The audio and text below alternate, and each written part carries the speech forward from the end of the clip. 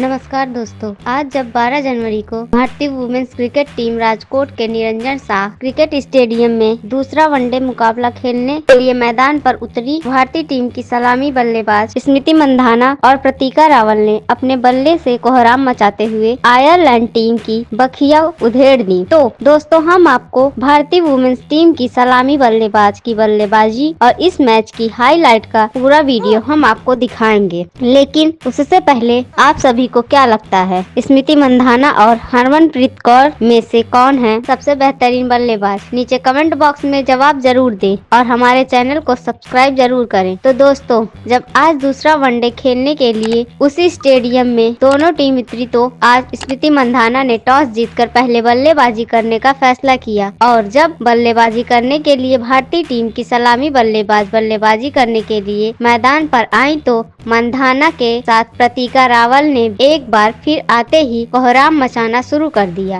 पहला ही ओवर लेकर आई ओरला की दूसरी गेंद पर स्मृति मंधाना ने चौका जड़कर अपना और अपनी टीम का खाता खोला और तीसरी गेंद पर प्रतीका रावल ने भी चौका जड़कर अपना खाता खोला। इस तरह पहले ओवर से 10 रन बनाकर भारतीय टीम को एक अच्छी शुरुआत दिलाई। तीसरा ओवर लेकर आई दोबारा जब ओरला की चौथी और अंतिम गेंद पर प्रतीका रावल ने 2 खतरनाक चौके जड़ दिए। इस तरह दोनों बल्लेबाज संभाल कर और खतरनाक बल्लेबाजी करते हुए नजर आए। 5वां ओवर लेकर आई एक बार फिर ओरला दूसरी गेंद को प्रतीका ने चौके में तब्दील कर दिया। इस तरह 5 ओवर की समाप्ति तक भारतीय क्रिकेट टीम बिना विकेट गंवाए 41 रन बना ली थी। छठे ओवर की अंतिम गेंद पर केनिन को मंधाना ने चौका जड़ा। यह देखकर फैंस खुशी से झूम रहे थे और जब 8वां ओवर लेकर आई अवा केनिन की चौथी गेंद पर मिड विकेट के ऊपर से फुल शॉट मारकर उस गेंद को छक्के में तब्दील कर दिया और इस इनिंग का पहला छक्का जड़ा। यह देखकर प्रतीका रावल कहां चुप बैठने वाली थी। उन्होंने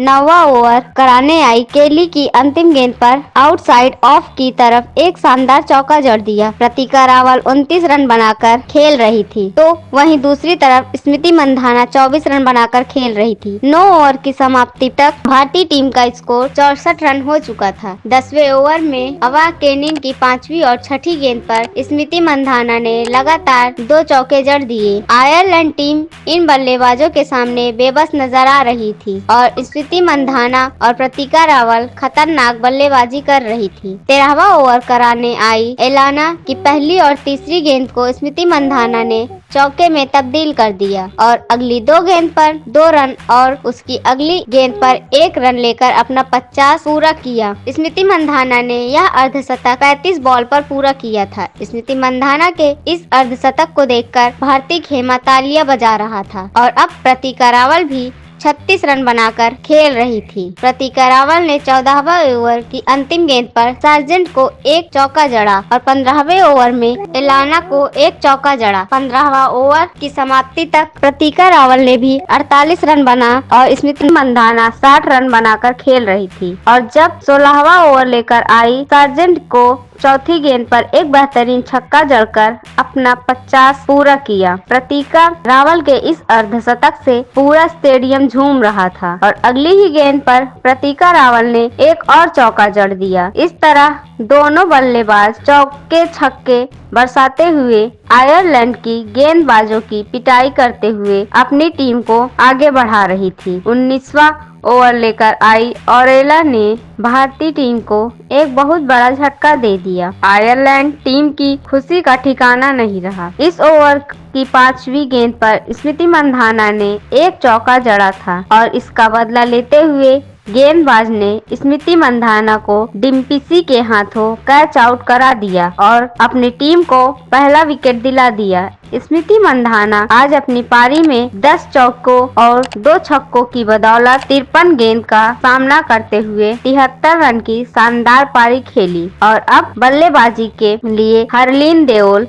मैदान पर आ चुकी थी। 20वां ओवर लेकर आई डिम्पसी ने भारतीय टीम को दूसरा झटका दे दिया। अपने इस ओवर की पहली ही गेंद पर प्रतीका रावल को एलबीडब्ल्यू आउट कर दिया। प्रतीका रावल अपनी खतरनाक पारी में एक छक्का और 8 चौकों की बदौलत 61 गेंद का सामना करते हुए 67 रन बनाए और अब बल्लेबाजी करने के लिए जेमिमा मैदान पर आ चुकी थी। जेमिमा ने 1 रन लेकर अपना खाता खोला। 22वां ओवर की समाप्ति तक भारतीय वुमेन्स क्रिकेट टीम 2 विकेट के नुकसान पर 163 रन बना लिए थे। जेमिमा और हरलीन देओल के कंधों पर अब भारतीय टीम को आगे बढ़ाने की जिम्मेदारी थी। 24वां ओवर लेकर आई डिम्पसी की पहली और चौथी गेंद पर जेमिमा ने 2 शानदार चौका जड़ दिया और आयरलैंड टीम को अपनी बल्लेबाजी का नजारा दिखा दिया। 28वां ओवर कराने आई सार्जेंट की तीसरी गेंद पर हरलीन देओल ने भी अपना हाथ साफ करते हुए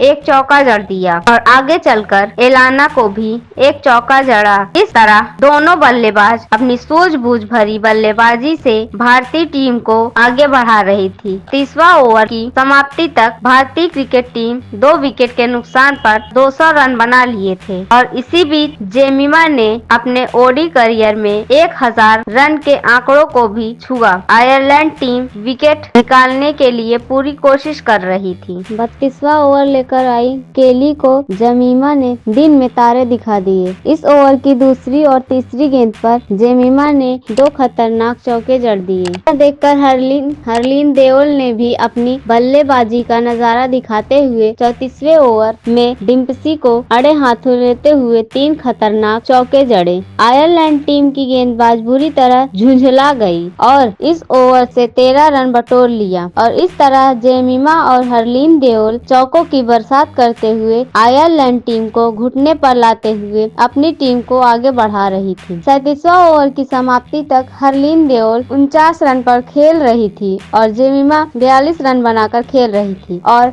भारतीय क्रिकेट टीम का स्कोर 255 2 विकेट के नुकसान पर हो चुका था। 38वें ओवर की दूसरी गेंद पर 1 रन लेकर हरलीन देओल ने अपना 50 पूरा किया। यह देखकर भारतीय खेमा तालियों से हरलीन देओल का स्वागत किया और भारतीय फैंस में भी उनके अर्धशतक का स्वागत किया। जेमिमा भी अपने अर्धशतक के बहुत करीब थी। 40वां ओवर लेकर आई सार्जेंट की अंतिम गेंद पर जेमिमा ने भी 1 रन लेकर अपना 50 पूरा किया और एक बार फिर भारतीय खेमा उनके इस अर्धशतक का स्वागत किया। 40 ओवर की समाप्ति तक 2 विकेट के नुकसान पर 268 रन भारतीय क्रिकेट टीम बना ली थी। हरलीन देओल 54 रन बनाकर खेल रही थी और जेमिमा 50 रन बनाकर खेल रही थी। तो दोस्तों, आपको क्या लगता है आज भारतीय क्रिकेट टीम 50 ओवरों में से कितने रन का लक्ष्य आयरलैंड टीम को दे पाएगी? कमेंट बॉक्स में जवाब जरूर दें और ऐसी क्रिकेट से जुड़ी बेहतरीन खबरों के लिए हमारे चैनल को सब्सक्राइब जरूर करें। धन्यवाद।